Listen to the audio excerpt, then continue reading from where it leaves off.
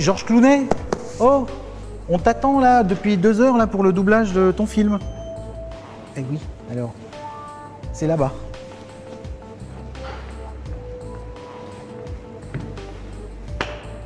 Il est pas possible lui.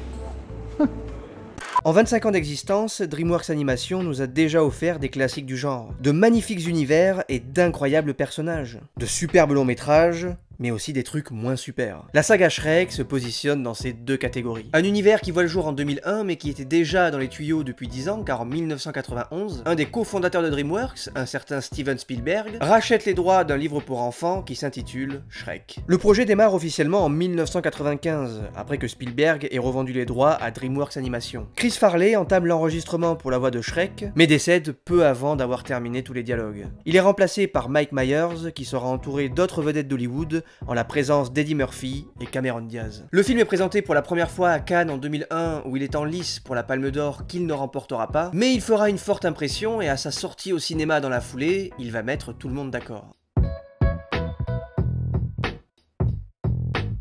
Vous le savez sans doute, mais Shrek se positionne comme une parodie de contes pour enfants. Dès l'introduction, le ton est posé. Shrek lit ses histoires de princesses aux toilettes en déchirant les pages pour en faire...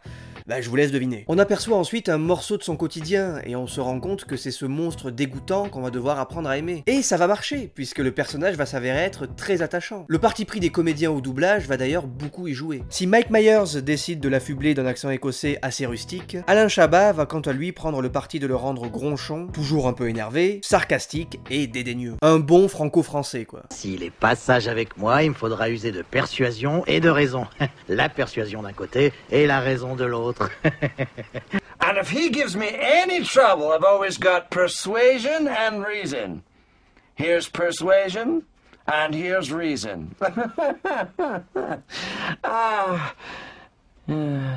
À la base, c'est Emmanuel Curtil, la version française de Jim Carrey, et Mike Myers qui devaient doubler Shrek, et qui d'ailleurs doublera l'ensemble du film. Mais malgré tout, la production se rabattra au dernier moment sur Alain Chabat pour des questions promotionnelles. Cependant, ça ne reste pas un mauvais choix pour autant. Aujourd'hui, c'est difficile de dissocier le personnage de sa voix française, et Chabat contribue à offrir à Shrek une certaine singularité, de la sympathie, de l'empathie, et beaucoup d'humour. Les autres personnages ne sont pas en reste. L'âne est un sidekick efficace.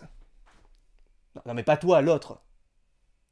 Il contraste parfaitement avec Shrek, qui doit subir sa présence avant que bien sûr les deux ne deviennent amis. Lord Farquaad, ou plutôt Mark Zuckerberg au vu de son logo, est un antagoniste très drôle. Il est l'opposé du prince charmant, ne possède aucun courage, règne avec tyrannie et engage un ogre pour libérer la princesse à sa place. Ce que Shrek fera en combattant le dragon pour libérer Fiona de la plus haute tour du château en la réveillant à sa manière. Et c'est là où est toute la force du film, il casse des codes instaurés par Disney à travers leurs nombreuses productions. Shrek n'est pas le prince promis et accompagné de son noble destrier, il n'est qu'un ogre accompagné d'un âne qui parle.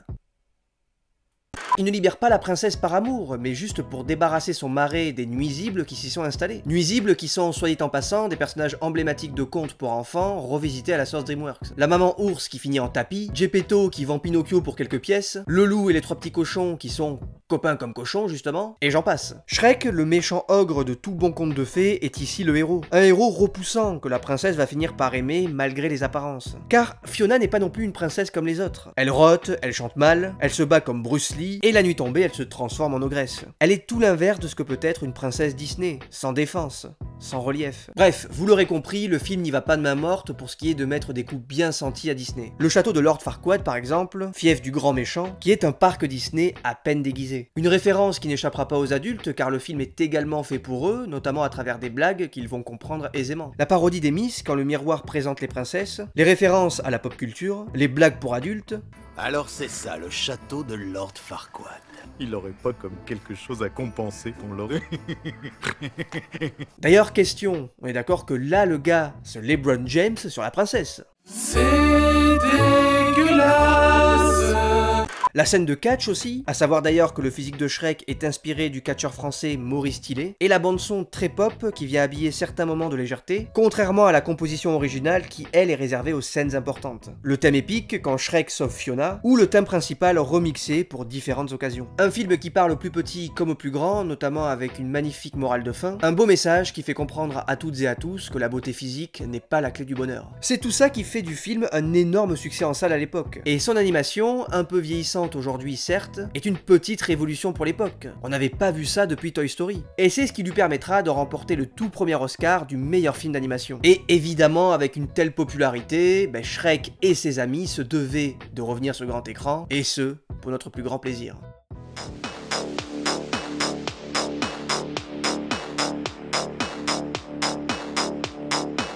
Dans ce second opus, on retrouve nos deux tourtereaux qui viennent de se marier, mais qui, à peine revenus de leur lune de miel, vont devoir repartir vers le royaume de fort lointain pour y recevoir la bénédiction du roi et de la reine, donc les parents de Fiona. Le problème étant que Shrek et Fiona sont des ogres, et tout ceci ne va pas forcément se passer comme prévu. Clairement, ce second opus est encore plus réussi que le premier, car il pousse son concept encore plus loin. Prenez le royaume de fort lointain par exemple, sorte de Beverly Hills revisité où une référence pop à chaque image. La richesse de ce lieu est un plaisir pour les spectateurs qui vont pouvoir décortiquer chaque élément, non sans un certain plaisir. Les références à la pop culture sont aussi bien plus présentes, de Spider-Man au Seigneur des Anneaux, en passant par Alien, et j'en passe bien sûr. Elles ne viennent jamais entacher le récit et se positionnent seulement comme des easter eggs plaisants à découvrir au milieu des dialogues hilarants et d'une histoire qui, comme le carrosse oignon de Shrek et Fiona, cache plusieurs couches. Dans Shrek 2, c'est Hollywood et le monde du show business qui en prend pour son grade. L'aspect très superficiel du royaume de fort lointain, où tout n'est que faux semblant, où une potion peut régler tous les problèmes, du moins les masquer, où les princesses se cachent dans leur château, où dans chaque parcelle de rue on y aperçoit un magasin de mode ou un restaurant, où chaque événement est un prétexte pour dérouler le tapis rouge et faire des soirées mondaines remplies de paparazzi. Un monde où c'est l'aspect physique qui prédomine sur tout le reste. Ça, bien sûr, Shrek, Fiona et Lan en ont conscience. Ils savent qu'ils n'entrent pas dans un certain carcan de beauté, et voilà pourquoi ils se dirigent vers le royaume avec très peu de conviction. Fiona, depuis toute petite, est façonnée dans cette doctrine, ne rêvant de n'être rien de plus que Madame Fiona Charmant. Pareil pour Shrek, qui s'amusera de sa réputation de monstre sanguinaire,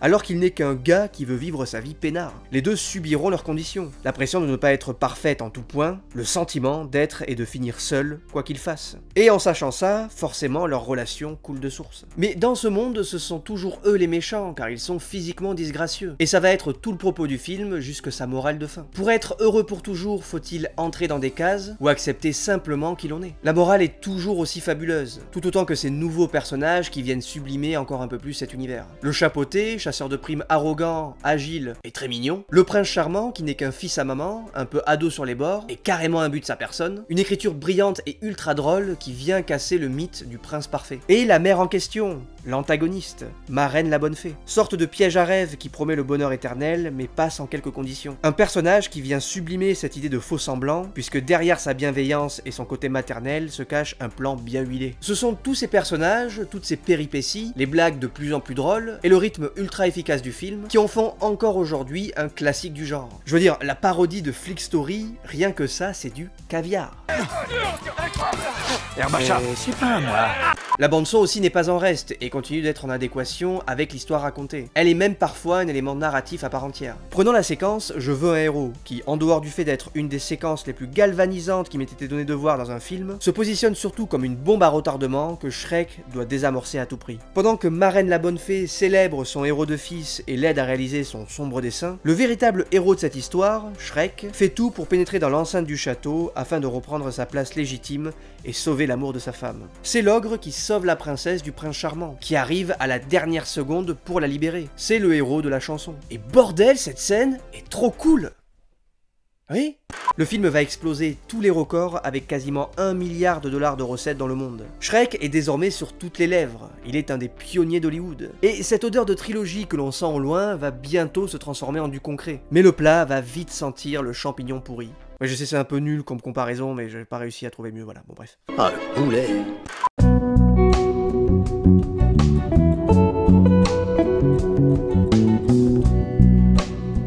Dans Shrek le troisième, le roi Harold se meurt, et il demande à Shrek, désormais adoubé par le peuple de fort lointain, de prendre sa place sur le trône. Mais Shrek se sent pas tellement prêt à assumer cette responsabilité, et décide d'entamer une nouvelle quête où il va partir à la recherche de l'autre héritier du trône, un certain Arthur. Le problème c'est que pendant ce temps, Charmant prépare sa vengeance et est bien décidé à devenir le nouveau monarque de fort lointain. Et tout ceci, fort alléchant sur le papier, s'avérera finalement être qu'une grosse déception. Avec ce troisième opus, le soufflet commence à retomber. Et pour cause, tout se répète mais en moins bien. Le film reprend les codes de son prédécesseur, mais sans forcément les comprendre, juste parce que ça a marché avant. Et le fait qu'Andrew Adamson, le co-réalisateur des 2 premiers opus, ne soit pas à la barre de ce troisième, se fait cruellement ressentir. Le film se repose sur ses lauriers sans parvenir à se réinventer. Shrek va encore partir pour une quête, on est toujours à fort lointain, l'antagoniste est toujours le même, et les nouveaux personnages sont pour la plupart insipides au possible. Arthur n'apporte rien, il est fade et on ne s'attache absolument pas à lui. Pour la première fois, le film n'est destiné qu'aux enfants. Et ironie du sort, Shrek devient le héros cliché que les deux premiers films moquaient. Cette histoire n'est pas intéressante, et le film paraît long malgré ses 90 minutes. Les héros sont grossièrement ralentis dans leur voyage pour étirer un récit visiblement peu inspiré. Et c'est dommage parce qu'il y avait vraiment de quoi faire. Le studio aurait pu prendre la légende arthurienne et la tordre comme il a su brillamment le faire avec Disney et Hollywood, mais ça ne sera pas le cas. Alors oui, aller chercher Arthur dans un campus où il se fait bully par Lancelot, pourquoi pas, mais c'est vachement mal écrit et pas drôle. En fait, ce Shrek est une parodie de son propre univers. Il ne comprend pas ses propres codes, ne serait-ce que la morale qui est beaucoup moins convaincante cette fois-ci. Genre c'est faut être gentil et pas un méchant.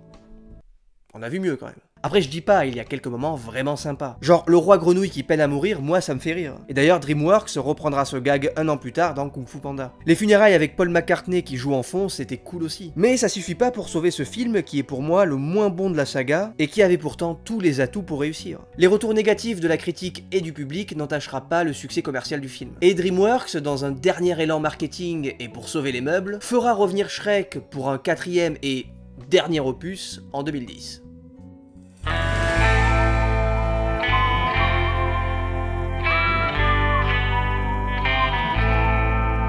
Dès l'introduction de ce Shrek 4, Il était une fin, l'univers semble avoir repris du poil de la bête. Ou de l'ogre, devrais-je dire. Shrek vit dans son marais entouré de sa belle famille. Mais la routine familiale va peu à peu lui faire regretter le bon vieux temps où il était un ogre solitaire. Le découpage rythmé de cette introduction vient nous faire ressentir toute la pression que subit Shrek, qui n'a plus tellement de temps pour lui, ce qui fausse son jugement, renforce son égoïsme et lui fait oublier l'essentiel. En plus de ça, il doit se confronter à la célébrité puisque désormais tout le monde le connaît et l'adore, ce qui n'est pas très plaisant pour lui, qui est de nature et pour le plaisir un être repoussant. Il est ce qui est devenu la saga Shrek, une chose inoffensive qui ne prend plus de risques et qui tourne en rond pour vivre des histoires qui se ressemblent. La crise existentielle de Shrek va le pousser à passer un pacte avec Tracassin, une sorte de lutin qui arnaque des gens avec des deals magiques et qui veut prendre le pouvoir à fort lointain. Shrek signe donc un contrat avec lui pour revivre une journée comme un ogre lambda, mais se retrouve dans un univers parallèle où Tracassin a pris le pouvoir et où il ne lui reste que 24 heures à vivre, à moins de recevoir un vrai baiser d'amour. L'histoire n'est pas des plus recherchées, comme je vous l'ai dit, on ne prend pas le moindre risque ici. Malgré tout, le film reste plutôt correct, mais ça s'arrête là. Aussi vite vu, aussi vite oublié. Et c'est dommage parce que ce film est encore aujourd'hui la conclusion d'une saga ultra populaire. On retiendra quand même que Fiona a enfin le droit à un développement poussé. Dans ce nouveau monde, elle mène une rébellion et on peut enfin prendre conscience du traumatisme qu'elle a vécu dans cette tour durant toutes ces années. Personne n'est venu la sauver, aucun prince charmant. Elle s'est sauvée elle-même. C'est sur ce point que le film est intéressant. Les rôles s'inversent entre Fiona et Shrek. Elle est ici une ogresse solitaire, qui s'assume, qui ne croit pas aux contes de fées. Alors que Shrek est celui des deux qui croit encore en l'amour, qui est perdu et qui a besoin d'être sauvé avec un baiser. Donc le film revisite cette histoire d'amour d'une assez belle manière quand même. Les personnages que l'on connaît sont toujours aussi attachants, mais rien de nouveau à l'horizon à part peut-être ce nouvel antagoniste, qui n'est pas pour me déplaire après qu'ils aient ressorti du frigo charmant pour le 3e opus, mais soyons honnêtes, Tracassin n'est pas des plus réussis, manque de profondeur, et se veut plutôt chiant par moments. Quoi qu'il en soit, ça reste mieux que Shrek le 3e. Même si cet opus n'avait pas beaucoup d'intérêt, il permet au moins à Shrek de partir sur une note moins amère. Mais forcément, quand on a mis la barre aussi haute, c'est difficile de garder le niveau. Cette saga aura marqué le plus grand nombre, et pour cause. Elle aura rapporté en 4 films plus de 3 milliards de dollars au box-office mondial. Un tel succès engendrera des rejetons comme pas mal de courts-métrages, une flopée de jeux vidéo, du merchandising à plus savoir qu'en faire, et même une comédie musicale qui... Oh, bordel, mais qu'est-ce que c'est que ce mangeur d'enfants ?